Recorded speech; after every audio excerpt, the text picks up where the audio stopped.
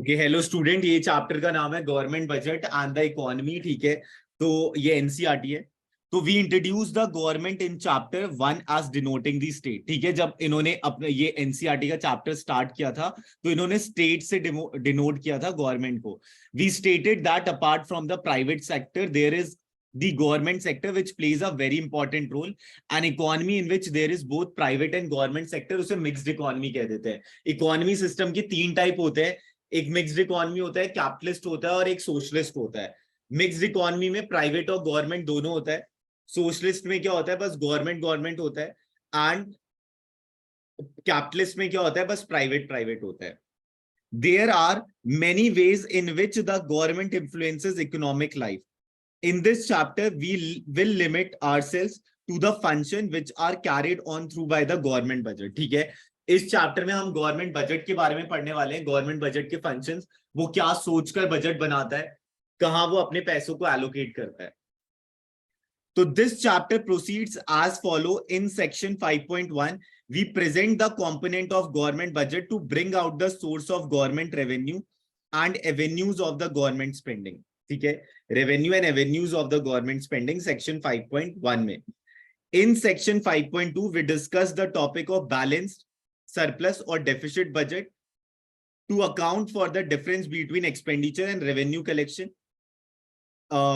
It specifically deals with the meaning of different kinds of budget deficit, their implication and the measures of contained them. Box 5.1 deals with the fiscal policy and simple description of multiplier. The role of the government plays as implication for its deficit, which is further affect its depth, what the government owes. ठीक है, तो एक depth creating capital receipt होता है, एक non depth creating होता है। तो the chapter concludes with N analysis of the depth issue. ठीक है, एक बार इतना देख लो, कोई दिक्कत है तो बताओ।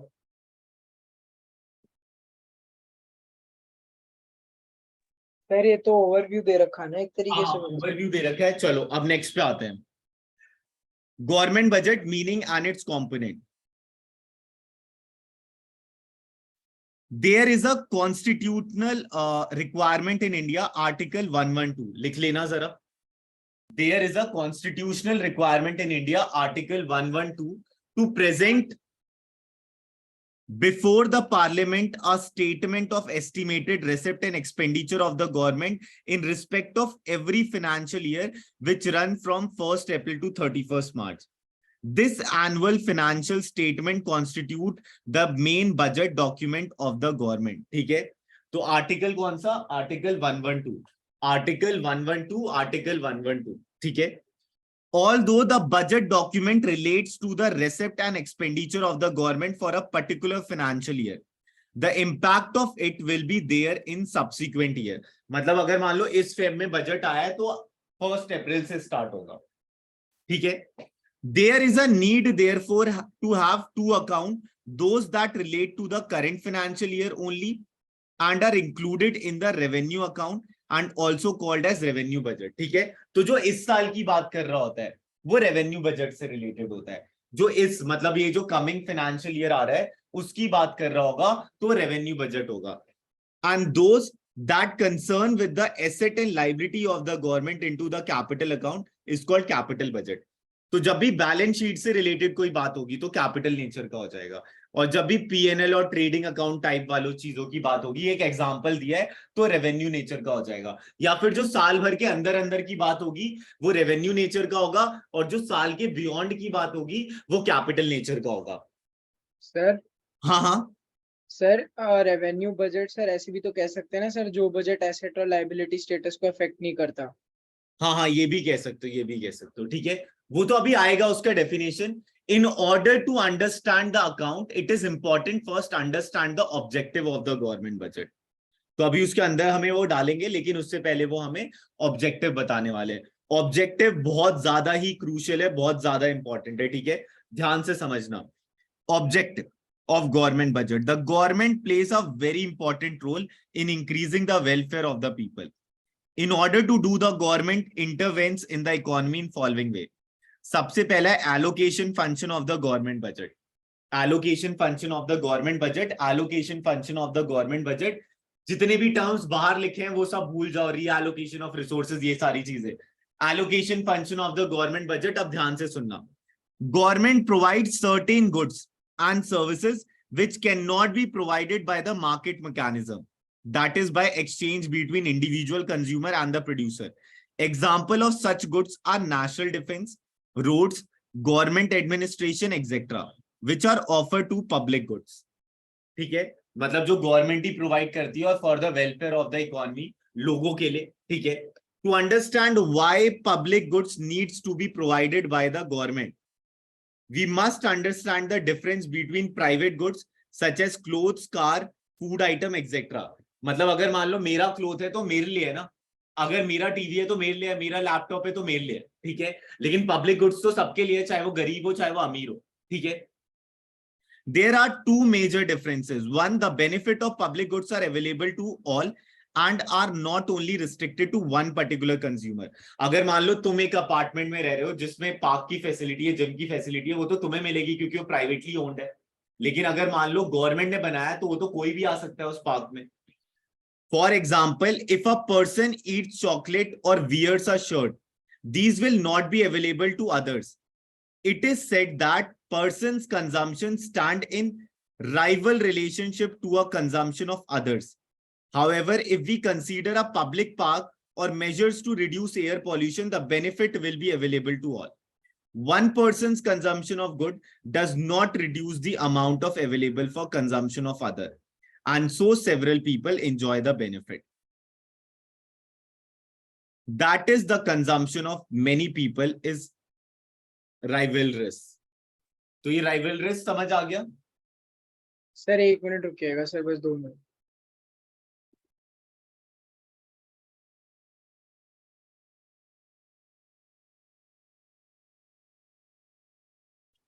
मतलब एक कंज्यूम कर रहा है तो दूसरे के लिए घटेगी ना, सबके लिए ही रहेगा.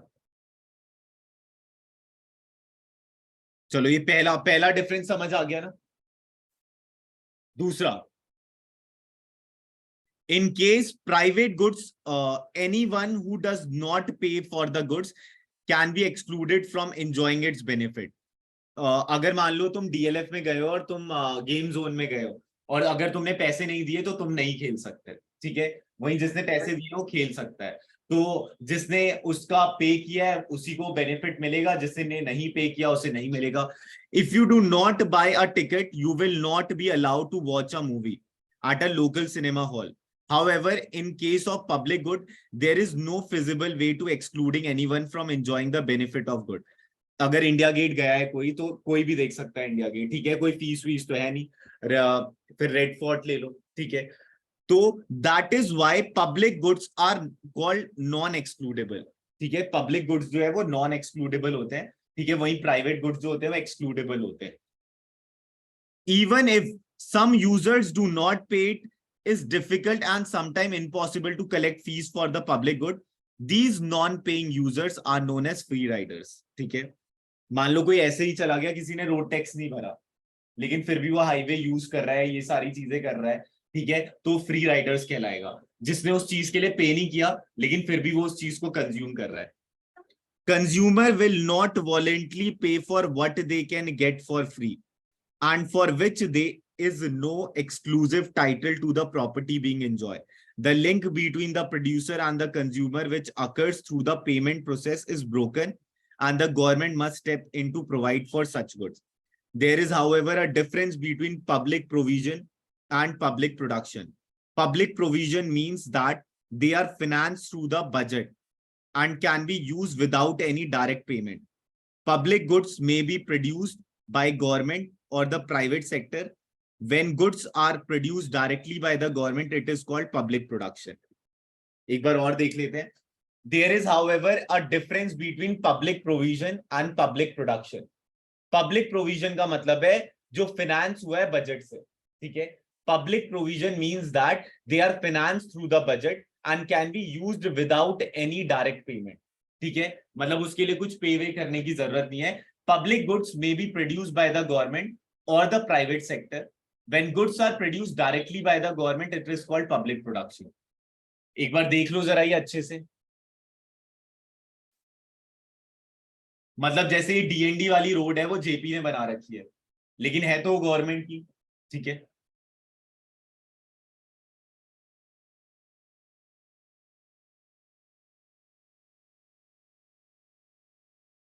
देख लो अच्छे से, कोई दिक्कत है तो बताओ। ये था allocation function of government budget. Excuse me sir. Hmm. Sir मतलब इसमें बेसिक यही हो गया ना कि providing those goods which an individual और some individuals can not afford on individual basis sir मतलब। हाँ, मतलब जो गवर्नमेंट प्रोवाइड करता है, प्राइवेट हाँ। फर्म प्रॉफिटेबल नहीं मानता, वो चीज प्रोड्यूस करता है गवर्नमेंट। और सर उसके इसलिए बाद जो तो नया टाइप मिला ऑफ वो हमें गुड्स ही पब्लिक रहती है। प्रोविजन और पब्लिक प्रोडक्शन मिला। बाकी अगर तुमने ऑब्जेक्टिव ऑफ गवर्नमेंट बजट अगर संदीप गर्ग से भी पढ़ा है, तो उसमें फ्री राइडर्स और ये सब लिखा हुआ है। यस सर ये तो एक बॉक्स बन लिखा हुआ रखा है रीएलोकेशन ऑफ रिसोर्सेज के नीचे ही। ठीक है, चलो अब नेक्स्ट पे आते हैं। हाँ हाँ, देख लो।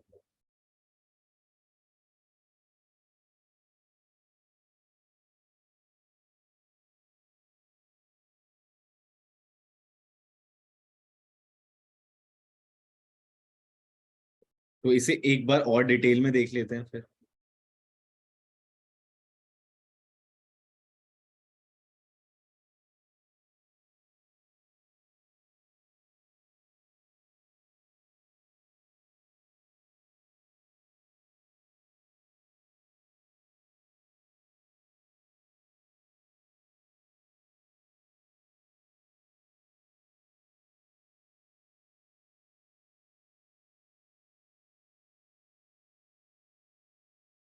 ये तो वही बोल दिया उसने।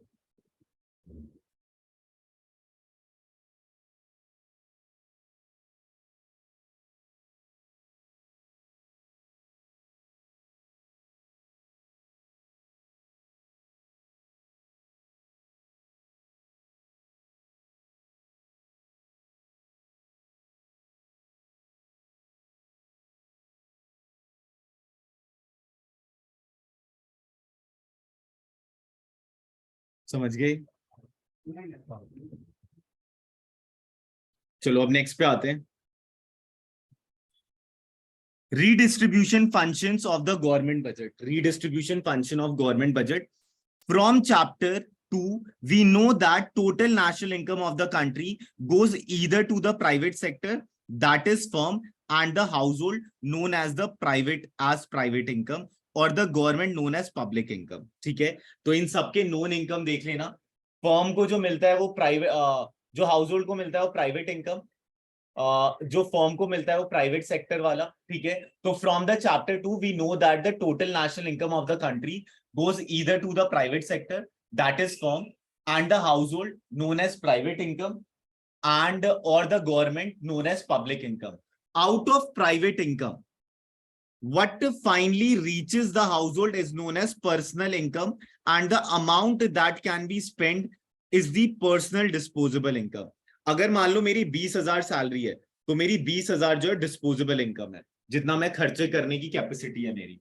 Out of the private income what finally reaches the household is known as personal income, and the amount that can be spent is the personal disposable income. The government sector affects the personal disposable income of household by making transfer and collecting taxes. It is through this that the government can change the distribution of income and brings about a distribution that is considered fair by the society. This is called redistribution function. वही rich से taxes लेने हैं, poor पे वो taxes invest कर देना है, ये सब। चलो अब नेक्स्ट पे आते हैं। या इसमें किसी को कोई दिक्कत तो नहीं है? चलो अब नेक्स्ट समझाने के लिए सबसे पहले एक चीज समझनी होगी। सर एक मिनट वो दिखा दीजिए सर। हाँ एक। सर एक नोट्स बना रहा हूँ ना साथ साथ में सर हाँ हाँ, इसलिए। सर बस एक मिनट। किसी को कोई डाउट है तो पूछ लो।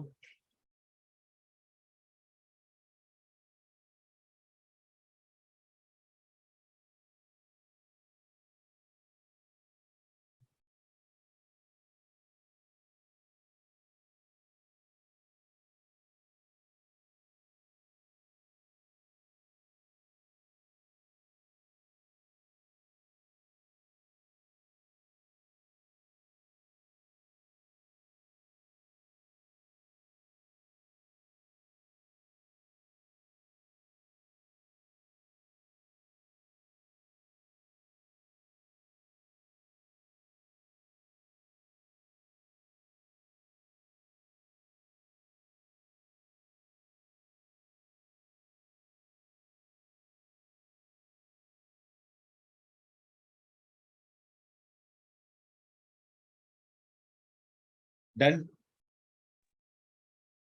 Yes sir. ओके, यहां तक सबको आ गया? Thums Yes. अप कर दो अगर आ गया तो।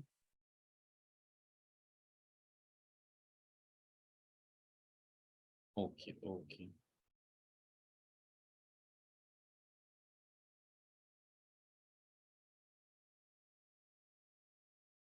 बाकी जो अभी हमने किया था वो भी मैंने अपलोड कर दिया है।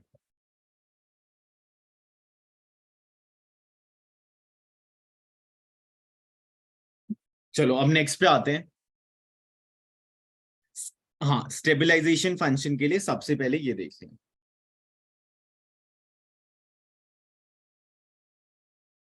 देखो, एक एक्सेस डिमांड होती है, और एक्सेस डिमांड का मतलब होता है जब एग्रीगेट डिमांड ज्यादा है और एग्रीगेट सप्लाई कम है। ठीक है, मतलब लोग मान लो डिमांड कर रहे हैं 2500 की, लेकिन 2500 यूनिट्स की अब मान लेते हैं, और जो सप्लाई है वो 2000 यूनिट्स है। ठीक है, और एक होता है डेफिसिट डिमांड।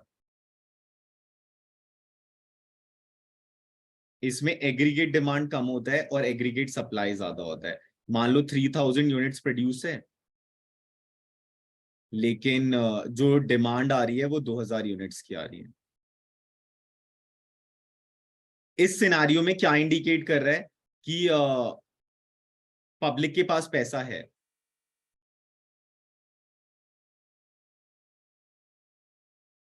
और इस सिनारियो में क्या इंडिकेट कर रहा है, पब्लिक के पास पैसा नहीं है।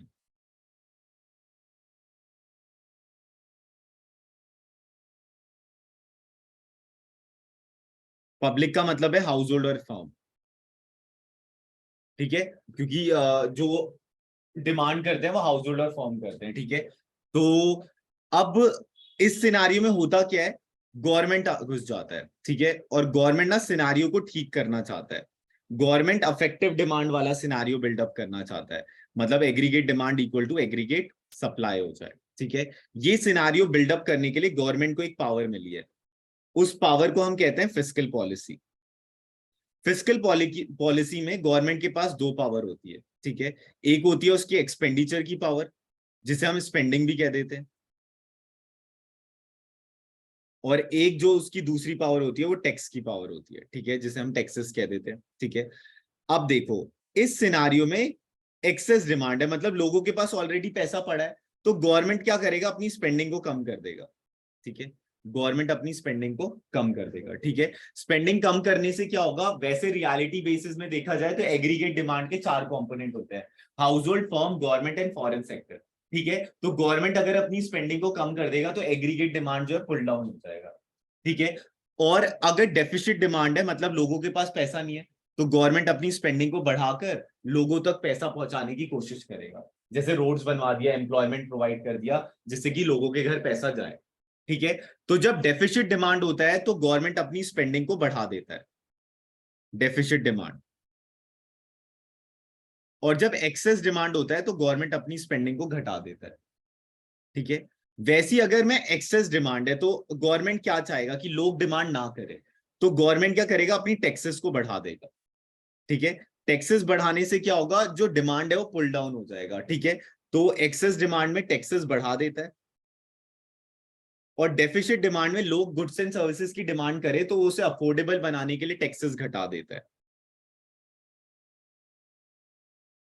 ये किसी को पूछना है? अब मैं पैराग्राफ पढ़ने जा रहा हूं।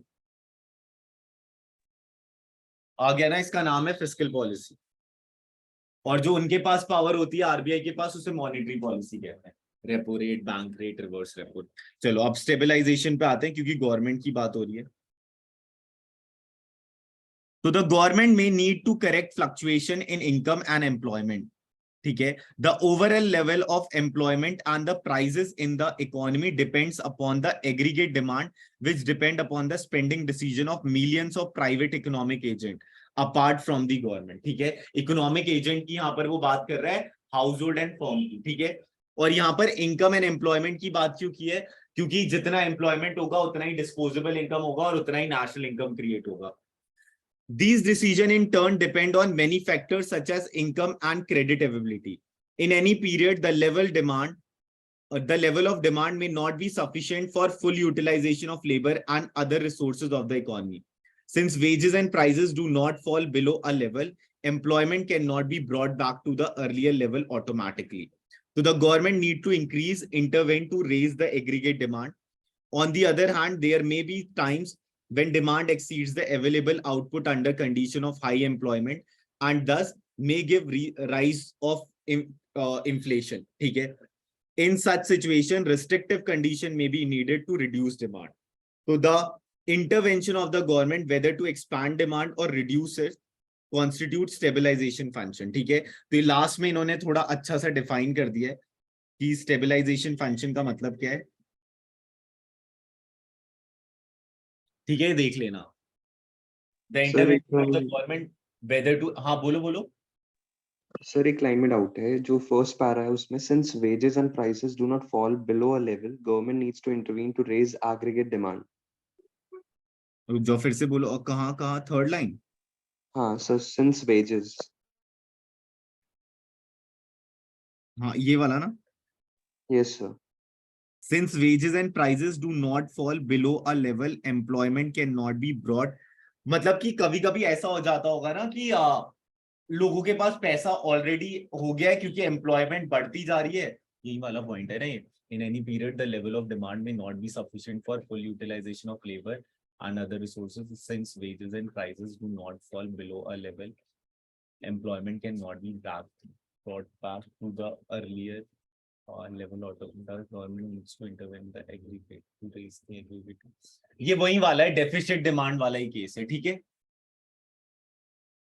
Okay sir.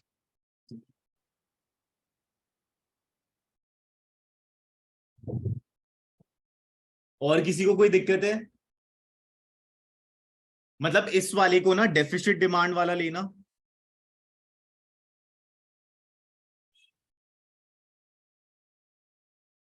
इस वाले को एक्सेस डिमांड वाला.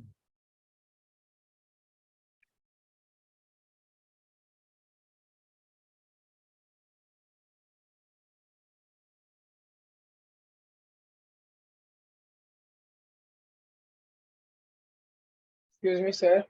हाँ हाँ तो सर ये स्टेबलाइजेशन फंक्शन में बस यही बताया ना कि गवर्नमेंट फिस्कल पॉलिसी के थ्रू वो सर एक्सेस और डेफिसिट डिमांड कैसे हाँ हाँ कंट्रोल करता है हाँ बस. हाँ हाँ. चलो अब नेक्स्ट पे आते हैं. Classification of receipt. Revenue receipt. Revenue receipts are those receipt that do not lead to a claim on the government. मतलब गवर्नमेंट की कोई ऑब्लिगेशन अराइज नहीं होती, वो हो जाता है रेवेन्यू रेसिप्ट्स. तो they are therefore termed as non redeemable. They are non redeemable का मतलब होता है जिसकी कोई मैच्योरिटी डेट नहीं होती, वो वापस नहीं करना. They are divided into tax and non tax revenue. Tax revenue, an important component of revenue receipt, have for long run divided into direct personal income tax और firm corporate tax. ठीक है, तो डायरेक्ट टैक्स के दो type होते हैं, एक personal income tax होता है और एक कॉर्पोरेशन टैक्स होता है. ठीक है, डायरेक्ट टैक्स दो टाइप के होते हैं, एक हाउस होल्ड पे लगता है और एक कॉर्पोरेट बॉडीज पे लगता है. और indirect tax like excise tax, duties levied on goods produce with in a country, custom duties, taxes imposed on goods imported into and exported out of India and service tax. तो इसकी जगह GST VST आ गया है. Other direct taxes like wealth tax, gift tax, wealth tax हट चुका है. ठीक है. And estate duty now abolished have never brought in large amount of revenue and thus have been referred to as paper taxes. ठीक है, तो ये देख सकते हो पेपर टैक्सेस क्या है. पेपर टैक्सेस का मतलब है जब उसे रजिस्टर्ड करते हैं उस टाइम पे जो टैक्सेस आते हैं. ये एक बार लाइन पढ़ लेना. सर एक मिनट ऊपर कर दीजिए थोड़ा. हाँ, एक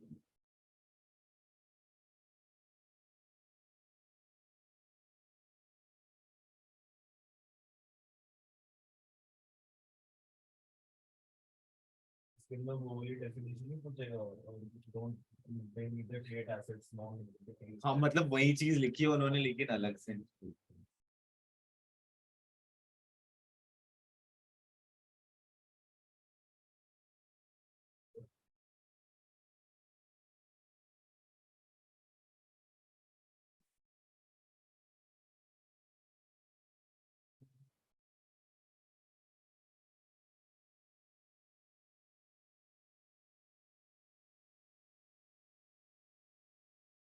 लिख लिया?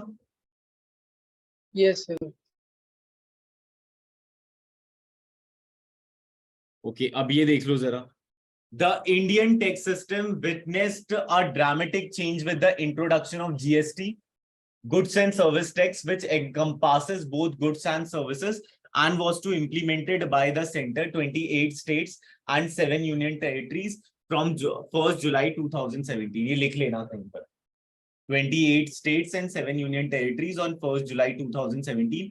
A finance bill presented along with the annual financial statement provide details on the imposition, abolition, remission, alternation or regulation of taxes proposed in the budget.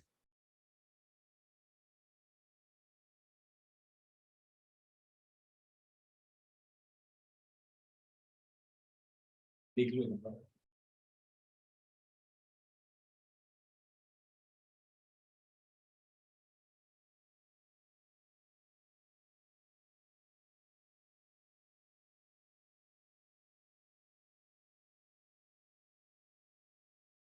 Okay, चलो.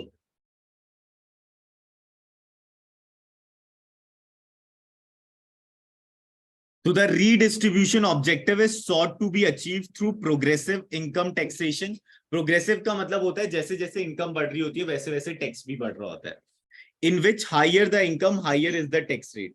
Firms are taxed on a proportional basis, where the tax rate is particular proportion of profit.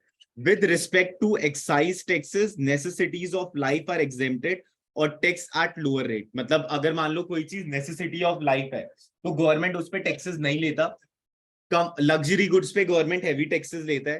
Comfort and semi luxury are moderately tax and luxurious और तंबाकू petroleum are taxed heavily. तो ये सारे उनके classification है, तो एक बार देख सकते हो ये.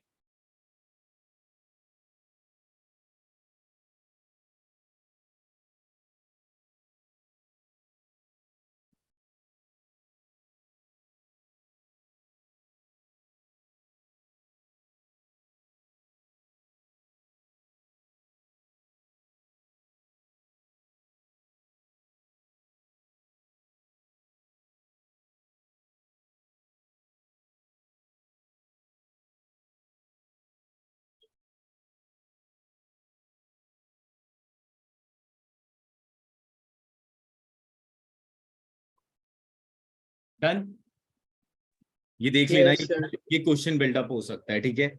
Non tax revenue of the central government mainly consist of interest receipt on account of loan by the central government. ठीक है. जो सेंट्रल गवर्नमेंट ने लोन दे रखा है उस पे जो गवर्नमेंट को रिवॉर्ड मिलता है उसे हम इंटरेस्ट कहते हैं. Dividend and profit on the investment made by the government, fees and other receipt for services rendered by the government, cash grant in aid from the foreign country and international organization are also included. So the estimate of revenue receipt take into account the effect of tax proposal made by the finance bill. तो ये अभी हमने पढ़ा था. A finance bill presented along with the annual financial statement provide details of the imposition, abolition, remission, alternation of regulation of taxes. तो finance bill होता क्या ये देख सकते हो जल्दी से.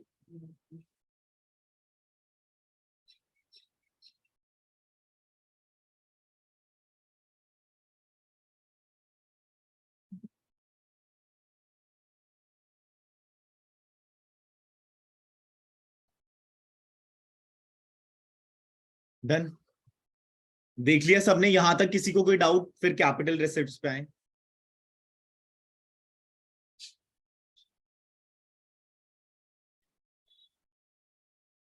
Done, sir. Capital receipt. The government also receives money by way of loans, जिसमें लाइबिलिटी बढ़ रही है, और from the sale of its assets. ठीक है. अगर मान लो गवर्नमेंट के पास पैसा जो है वह एसेट बेच कर आ रहा है तो उसे कहते हैं non depth creating capital receipt. अगर गवर्नमेंट के पास पैसा कोई एसेट बेच कर आ रहा है तो उसे कहते हैं non depth creating capital receipt. और अगर पैसा उनके पास लोन लेकर आ रहा है तो उसे हम कह देते हैं डेप्थ क्रिएटिंग कैपिटल रिसिप्ट. तो अगर लोन के फॉर्म में आ रहा है तो डेप्थ क्रिएटिंग कैपिटल रिसिप्ट, और अगर लोन के फॉर्म में नहीं आ रहा और एसेट बेच कर आ रहा है तो उसे कह देते हैं non depth creating capital receipt. तो loans will have to be returned to the agency from which they have been borrowed. Thus, they create liability. Sale of government assets like sale of shares, public sector undertaking, which is referred to as disinvestment. तो disinvestment का मतलब होता है जब government अपने shares को बेच देती है, उसे हम डिसइन्वेस्टमेंट कहते हैं. जब गवर्नमेंट अपने शेयर्स को बेच देती है, उसे डिसइन्वेस्टमेंट कहते हैं. ठीक है. Reduce the total amount of financial assets of the government. All those receipts of the government which create liability or reduces the financial assets are termed as capital receipt. ठीक है. तो capital receipts का मतलब क्या है? Either reduces the asset or create liability for the government. When government take fresh loans, it will mean that in future these loans will have to be returned and interest will have to be paid on these loans. Similarly, when government sell an asset, then it means that in future its earning from that assets will disappear and thus these receipt can be debt creating or non debt creating. ठीक है. Non debt creating जब asset बेचकर हुआ है और depth creating जब liability लिया है. ठीक है, जब उधार लिया है. ठीक है. अब ये एक जगह फ्लो चार्ट बना लेना. गवर्नमेंट बजट, रेवेन्यू बजट जो साल भर से रिलेटेड होता है, और कैपिटल जो साल से ज्यादा से होता है रिलेटेड. ठीक है. अब ये रेवेन्यू रेसेट जिसमें कोई क्लेम नहीं होता. ठीक है. और रेवेन्यू एक्सपेंडिचर जिसमें कोई एसेट नहीं बन रहा होता. फिर कैपिटल रेसेट अब ये लोन के तौर पे आता है या फिर एसेट बेचकर आता है. और कैपिटल एक्सपेंडिचर जो एसेट क्रिएट कर रहा होता है या फिर लाइबिलिटी को रिड्यूस कर रहा होता है. अब रेवेन्यू रेसेप्ट दो टाइप के होते हैं, एक टैक्स रेवेन्यू और एक non tax revenue. Revenue expenditure दो टाइप के होते हैं, एक प्लान्ड रेवेन्यू एक्सपेंडिचर और एक नॉन प्लान्ड रेवेन्यू एक्सपेंडिचर. जैसे कोविड आया, कोविड की वजह से उन्हें अलग अलग जगह पे कोई ना कोई टेस्टिंग के लिए रखना पड़ा, तो नॉन प्लान्ड रेवेन्यू एक्सपेंडिचर था, उस साल से रिलेटेड था और अनसर्टिनिटी के कारण हुआ. ठीक है. और प्लान्ड रेवेन्यू एक्सपेंडिचर, पुलिस को इतना जाएगा ही जाएगा, गवर्नमेंट की टीचर्स को इतना जाना ही जाना है. ठीक है. तो वो हो गया प्लान्ड रेवेन्यू एक्सपेंडिचर. उसके बाद आ जाता है तुम्हारा प्लान्ड कैपिटल एक्सपेंडिचर, मेट्रो बनना.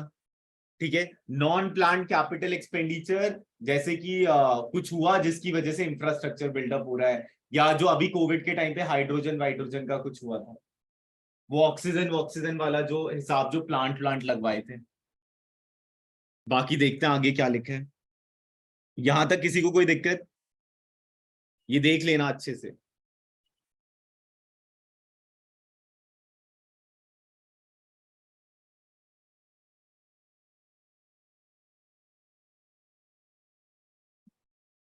आज इतना पढ़ लेंगे. ठीक है. फिर कितना बचेगा? 1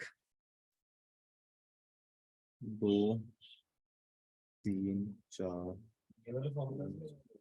नहीं, फॉर्मूला कोई नहीं.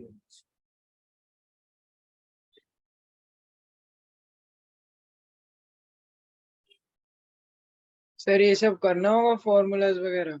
नहीं, फॉर्मूला नहीं करना. तो फॉर्मूला सेट करने तो संदीप पर से भी पढ़ सकते हैं. बस यहाँ मीनिंग्स ना अलग अलग हैं बहुत सारे. बहुत ज्यादा. सर एनसीईआरटी के अलावा तो मैं कोई बुक रेफर नहीं कर रहा हूँ. हाँ, एनसीईआरटी करो. और सर ये बैक एक्सरसाइज का ये सब पढ़ना है? हाँ, ये देखना तो होगा. ठीक है. कल लंबी क्लास रखेंगे इसकी. 1 मिनट.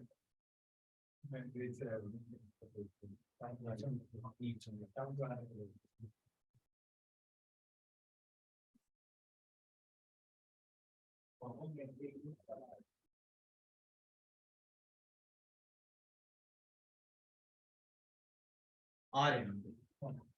ओके, चलो अब नेक्स्ट पे आते हैं. Classification of expenditure. Revenue expenditure. Revenue expenditure is the expenditure incurred for purposes other than creation of physical or financial assets for the central government. ठीक है. जब सेंट्रल गवर्नमेंट खर्चा कर रहा होता है लेकिन उसका मेन पर्पस एसेट बिल्डअप करना या लाइबिलिटी को रिड्यूस करना नहीं होता, for the welfare of the economy रहता है. ठीक है.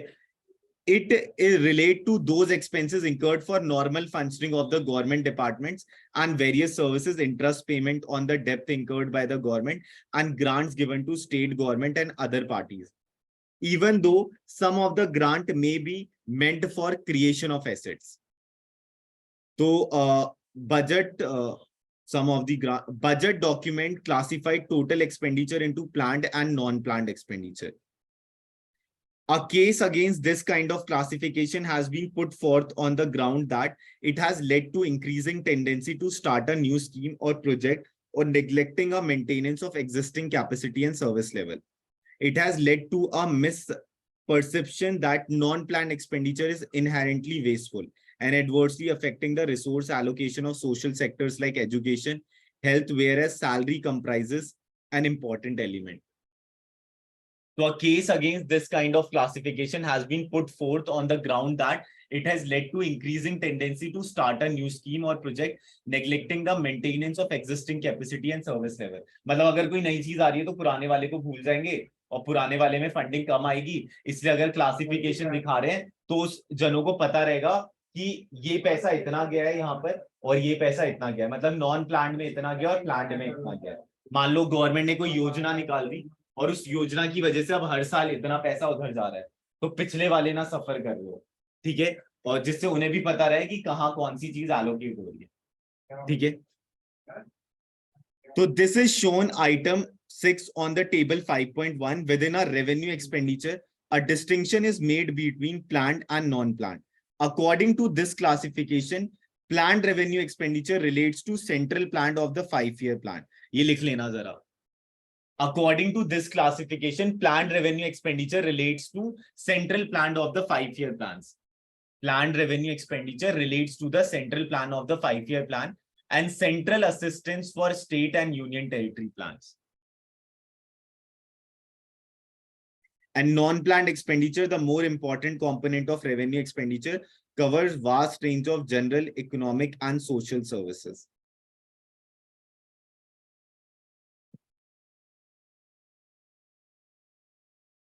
सर एक मिनट दिखा दीजिए सर पीछे। हाँ,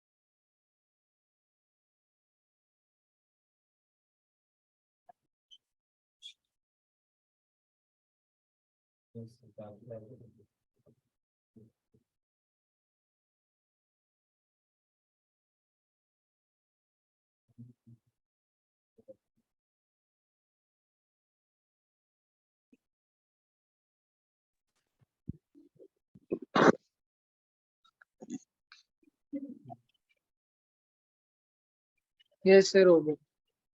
okay.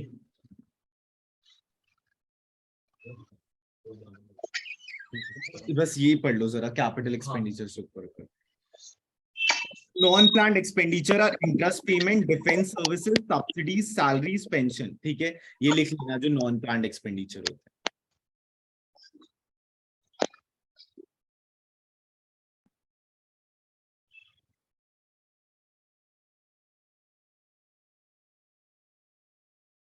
So interest payment on the market loan, external loan, and from various reserves. Funds constitute the single largest component of non-planned expenditure. So interest payment on market loan, external loans, and from various reserves, fund constitute the single largest component of non-planned expenditure. So non-planned expenditure के example लिख लेना. Interest payment on market loans, external loan from various reserves, funds constitute the single largest component of non-planned expenditure. Defense expenditure is committed expenditure, and in the sense that given the national security concern, there exists a little scope for drastic reduction. Subsidies are an important policy instrument which aim at increasing welfare. Apart from providing implicit subsidies through underpricing of public goods and services like education and health, the government also extends subsidies explicitly on items such as export, interest on loan, food and fertilizer. The amount of subsidies as per the percent of GDP was 2.2% and in 2014 to 15 and 1.7% तो ये लिख लेना sir percentage. बस 1 minute. हाँ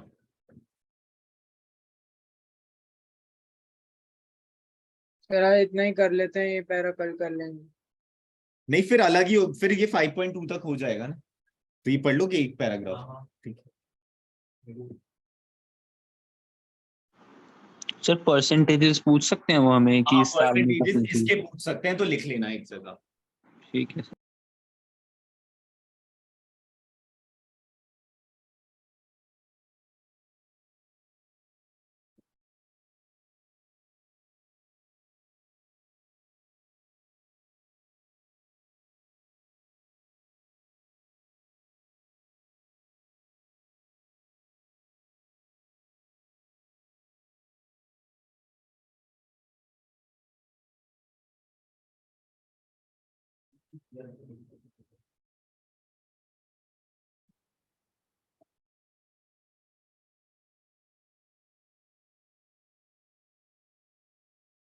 done done done, चलो अब next कर लेते हैं। बस इतना सा है, ठीक है, ध्यान से सुन लेना। There are expenditure of the government which result in creation of physical or financial assets or reduction in the financial liability. ठीक है, there are expenditure of the government which result in creation of physical or financial asset or reduction in financial liability. Capital expenditure का मतलब क्या होता है? या तो asset create होता है या फिर लाइबिलिटीज जो है वो रिड्यूस हो जाती है। This includes expenditure on acquisition of land, building machinery equipment, investment in shares, and loans and advances by the government to state and union territory government. Public sector undertaking and other parties, capital expenditure is also categorized as planned and non-planned budget document.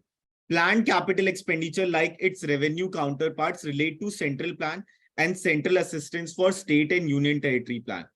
Non-planned capital expenditure covers various general, social, economic services provided by the government. एक बार ये categories लिख लेना. Capital expenditure is also categorized as planned and non-planned. Planned expenditure, like its revenue counterparts, relate to central plan and central assistance for state and union territory plans. तो अब ये देख लेना. The budget is not merely statement of receipt and expenditure.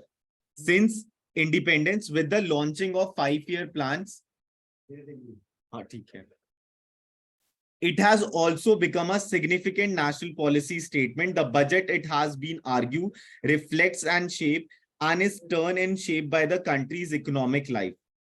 Along with the budget, 3 policy statements are mandated by Fiscal Responsibility and Budget Management Act. ये लिख लेना जरा.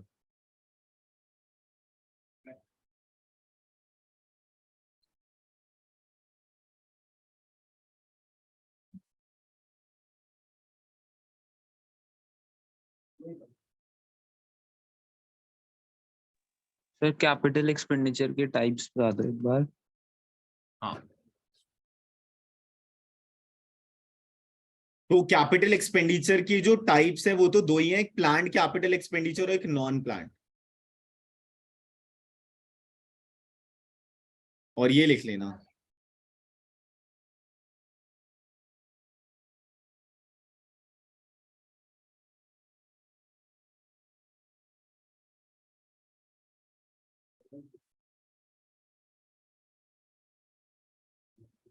ये देख लेना, ये देख लेना। The 2005 to 6 Indian budget introduced a statement highlighting the gender sensitiveness of the budgetary allocation. Gender budgeting is an exercise to translate the stated gender commitment of the government into budgetary commitment, involving special initiative for empowering women and examination of utilization of resources allocated for women and impact of public administration, expenditure and policies of the government on women. The 2006 to 7 budget enlarged the earlier statement. और ये जो अभी ये लिखवाया था,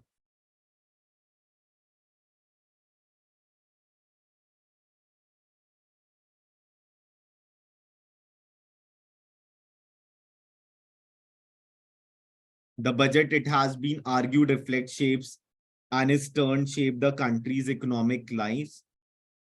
Along with budget, 3 policy statements are managed by Fiscal Responsibility and Budgeting Management Act. तो FB, रुक जाओ, FRBMA, ठीक है, ये फुल फॉर्म लिख लेना, ये कब आया था, ठीक है, FRBMA, fiscal responsibility and budget management act 2003।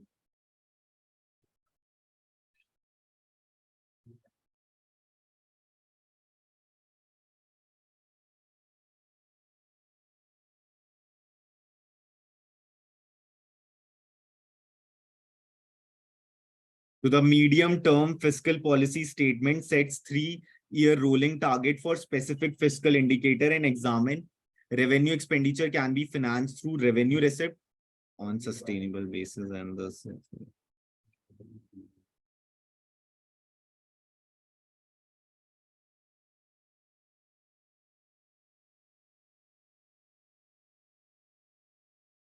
Sir fiscal measures तो सिर्फ 2 ही होंगे ना, एक टैक्सेस का और जो वो हाँ, होता है, हाँ। मतलब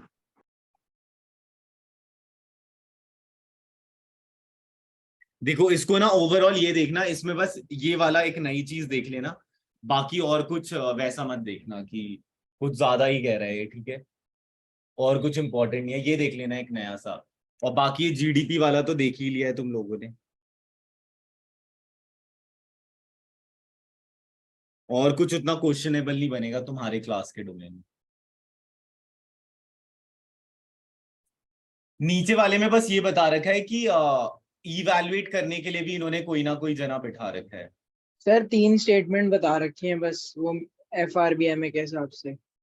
हाँ, तो the medium term fiscal policy statement sets a 3-year rolling target for specific fiscal indicator and examine whether the revenue expenditure can be financed through revenue receipt on a sustainable basis and how productively capital receipt including market borrowing are being utilized. So the fiscal policy strategy statement sets a priority of the government in the fiscal area, examining current policy and justifying any deviation. मतलब अगर कोई changes दिख रहे हैं तो the macroeconomic framework statement assess the prospects of the economy with respect to the GDP growth rate, fiscal balance of the central government and external. चलो, हाँ तो मैं ऑनलाइन ज्वाइन कर, ठीक है, चलो बाय। ओके, इसके बाद अकाउंट्स की क्लास है, जिसे लेनी होगी वो ले सकता है, मैं लिंक भेज दूंगा नया वाला। चलो ओके बाय।